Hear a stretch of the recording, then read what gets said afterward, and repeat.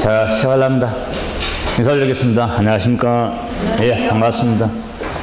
뭐 항상 고정 멘트는 뭐 2주에 한 번씩 뵙는데 오늘 시작을 하면서 순간적으로 날씨 때문에 그러나 이렇게 갑자기 여기 자리가 많이 비어 있어가지고 이렇게 말씀드린 건 오늘 228페이지 양도소득세, 양도취득세 정리하는데 오늘 공부할 내용하고 또 다음 시간 마지막 정리할 시간에 가장 핵심되는 그 단원이거든요.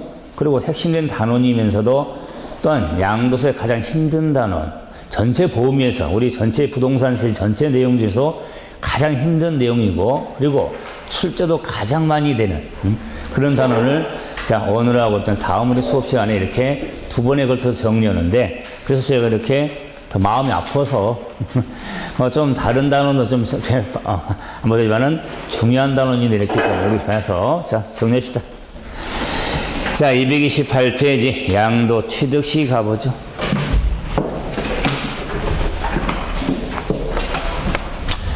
자, 당연히 양도 소득세. 자, 지금 정리하고 있죠.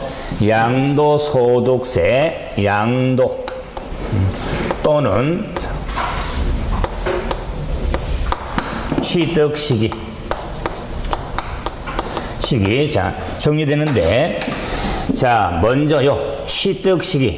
이 취득시기에 있어서 양도소득세 취득시기하고 지방세법상 취득시기하고는 명확히 구분을 하셔야 됩니다. 그거부터 시작하는데, 왜 일반적인 생각이 어차피 취득할 때 취득세, 취득해서 가지고 있다가 팔 때 양도소득세를 취득한 날은 시기는 똑같지 않냐? 그러면 큰일 납니다. 거기서 지방세법상 취득세 취득시기와 소득세법상 양도시를 명확히 구분을 하셔야 됩니다. 그래서 구분이 필요하다. 명확히 구분. 그래서 뭐 다음 과정은 제가 약간 내용이 나오면 이렇게 비교도 해주겠지만은 이렇게 구분이 필요합니다. 그럼 이제 양도소득세는 그럼 당연히 팔 때 소득으로 내는 세금이라면 왜 이렇게 취득 시기를 함께 고려가 되냐? 양도소득세라는 세금은 지난 시간에 정리할 때, 자, 양도소득세는 부동산 등을 팔죠. 제가 양도세는 두 가지 개념을 두라고 그랬죠? 왜 이번 달부터 뭐 다주택자 중과가 되는데, 이번 4월 달부터, 그런다 할지라도 제가 예를 들어서, 자, 첫째, 안 팔면 되는 거예요. 팔아야 발생되는 소득이 양도소득세니까 안 팔면 돼요. 두 번째 뭡니까? 소득이 없으면 돼요. 팔아서 팔면 다 내는 거 아니에요. 세금이라는 것은 팔아서 소득이 있어야 돼요. 그 소득이 뭐냐? 차익이다 그 말이에요. 차익이 없으면 세금 없는 거예요. 그렇기 때문에 양도소득세는 팔아야 된다. 양도 차익의 소득이 바탕이 되는 거예요. 그러면은 그 차익을 산정하려면 자, 부동산 등을 취득한 금액도 있어야 되고, 자, 그걸 가지고 있다가 팔 때, 자, 금액에서 양도 차익이라고 하는 기본적인 양도 차익은 파는 날의 금액하고 취득한 날의 금액으로 양도 차익을 산정하는 겁니다. 물론 양도 차익은 취득가격의 나머지 필요 경우도 많습니다. 하지만 기본적으로 뭐 10억에 팔았는데 7억에 샀던 거라면 3억이 기본 차익이 되는 겁니다. 그 차익, 양도 차익을 산정하기 위해서는 파는 날의 금액에서 파는 날을 알아야 되고, 뭐 차익은 취득 금액을 비교하니까 취득한 날을 알아야 된다 그 말이에요. 그래서 우리 법률에 양도 차익을 계산할 때 양도 취득 시기가 규정이 되어 있는 겁니다. 자, 그런데 또는 양도소득세는 또는 뭘 또 중시하냐면 보유기간. 자, 그 보유기간이 중요해요. 왜? 보유기간에 따라 오늘 정리하면 비과세, 세금을 부과하는 비과세가 되냐 되지 않냐.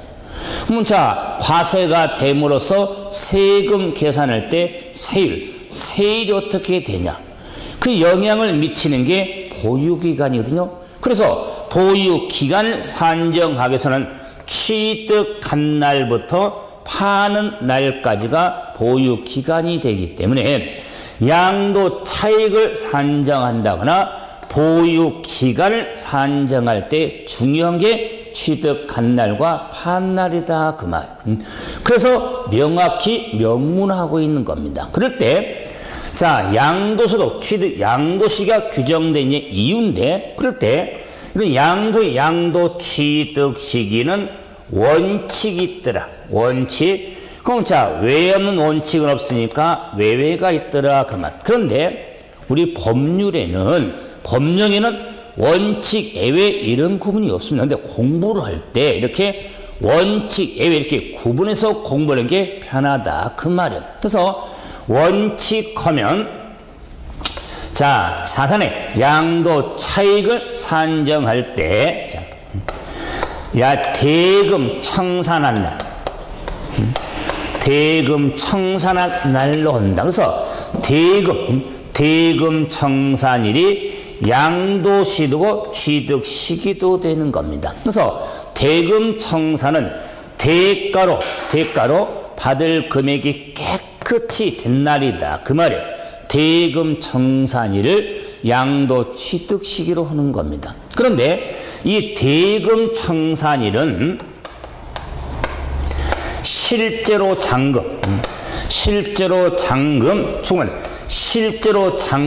주고받는 날을 말합니다. 그래서 대금 청산일은 실제로 잔금을 주고받는 날을 대금 청산일로 하는 겁니다. 자, 그런데 이제 보세요. 자, 대가로 받을 금액이 깨끗이 계산되는 날이죠.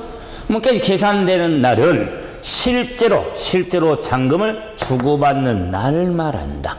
자, 그래서 양도소득 원칙은 대금 청산일, 실제로 잔금 주고받는 날 끝. 더 이상 고민할 필요 없어. 실제로 잔금 주고받는 날은 한다. 그런데 이제 요 대금 청산에요. 대금을 산정할 때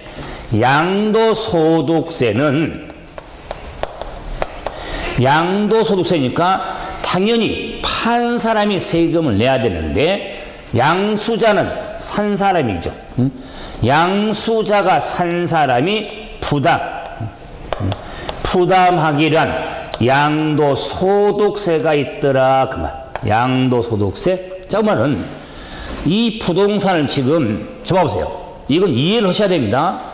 이해를 안 하면 문장에 오래 가지를 못해. 이게 심화할 때 난이도를 내서 문제 내거든요.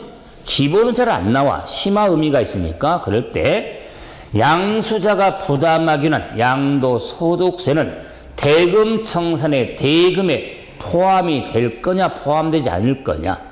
그러면 이해해 보세요. 양도세는 파는 사람이 내는 세금이에요. 내는데 자, 나 집을 팔 생각이 없어요. 그런데 살 사람이 그래. 나 그 부동산 땅이든 집이 필요해. 그러니까 좀 팔아. 안 팔아 나. 나 팔 생각 없어 나. 그리고 팔면 세금 내는데 왜 지금 돈도 팔 필요도 없고 돈도 안 필요하고. 그런데 팔으려고 그래. 안 팔아. 근데 살 사람은 정말 필요한 거야. 나 그 땅이 필요해. 그 집이 필요해. 그러니까 제값도 쳐주지 마. 걱정 마. 내가 파는 사람이 내야 할 세금을 내가 부담할 테니까. 세금 부담할 테니까 팔아라 그 말이야. 이게 마음이 이제 바뀐 거야. 처음에 팔 생각이 없었는데 제값 쳐준다고 좀 쳐준다고 그러고 세금도 내준다고 그러니까 뭘 터득할 거 아니에요. 자,